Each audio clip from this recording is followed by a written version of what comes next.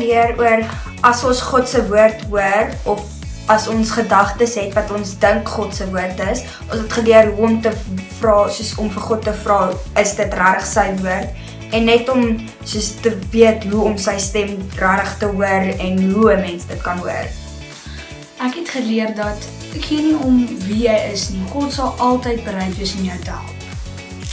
Ek dink ons kom op hierdie kamp om Jesus beter te leer ken.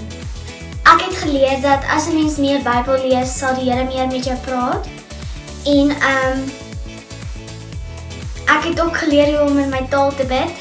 En ja, dat ons het baie nuwe vriende hierso gemaak en ek verstaan nou baie meer van die Here. En nou weet ek meer my Bybel lees en nou weet ek om baie meer te doen wat ek nog ooit geweet het ek moet doen. vir my was dit baie lekker om van God te leer, van goed wat ek nog nie geleer het. Ek is seker almal wat op hierdie kamp gekom het meer van God verstaan. Ek was eers, laas jaar was ek baie kluis aan God en hierdie jaar, toe weet ek nie wat gebeur het nie.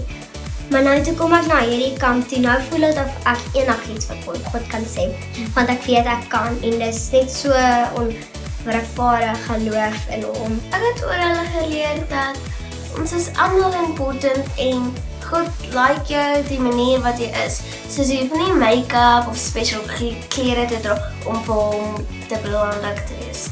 Hy like jy net soos jy is. Do good, see peace and go after it.